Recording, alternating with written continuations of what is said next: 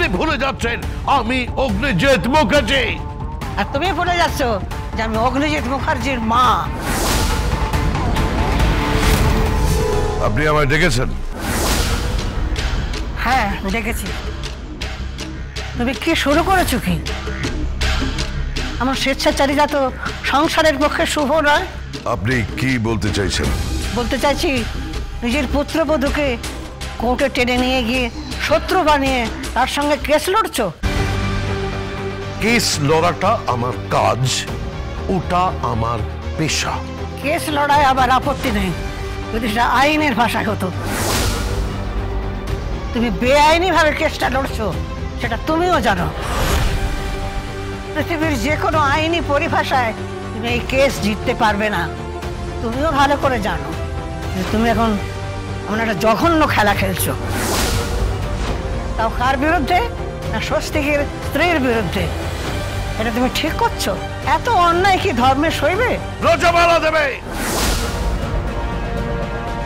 ঠিক করে কথা বলুন। আমি তো এখন কথা বলছি। কখনো এমনও হতে পারে তোমার এই বৃদ্ধা মা কোর্টে গিয়ে পৌঁছয়, গিয়ে বলবে ইওর অনার এই অ্যাডভোকেটটি আইনের ভাষায় কেসটা লড়ছেন না, ও বেআইনি করছে, দুর্নীতি করছে। ও রজমালা দেবে, ঠিক করে কথা বলুন। আপনি ভুলে যাচ্ছেন আমি অগ্নিজিৎ মুখার্জি। আর তুমি ভুলে যাচ্ছ যে আমি অগ্নিজিৎ মুখার্জির মা। দাঁড়ান দাঁড়ান, কি হয়েছে?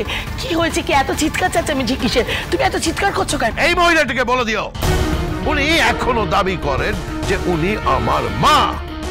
উনি আমার কেউ নন, জাস্ট সৎ মা, আমার বাবার দ্বিতীয় পক্ষ। তোমার রাগের কারণটা আমি বুঝি। আসলে আমার পায়ে বেড়ি পরিয়ে ঘরে আটকে রেখেছিলে, কোর্টে প্র্যাকটিস করতে যেতে দাওনি। তুমিও দাওনি, তোমার বাবাও দেয়নি।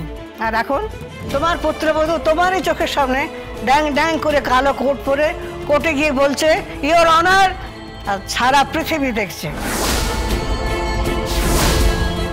তুমি মানতে পারছো না, তোমার পৌরসত্বে লাগছে, তাই না?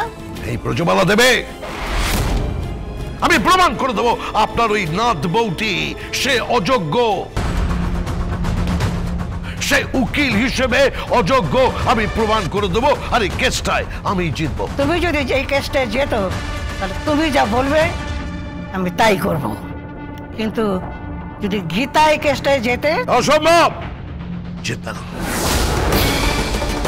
আমি অগ্নিজিৎ মুখার্জি বলছি, আই এম দ্য বেস্ট, জিততে পারবে না। কেন মা? মা কেন করে?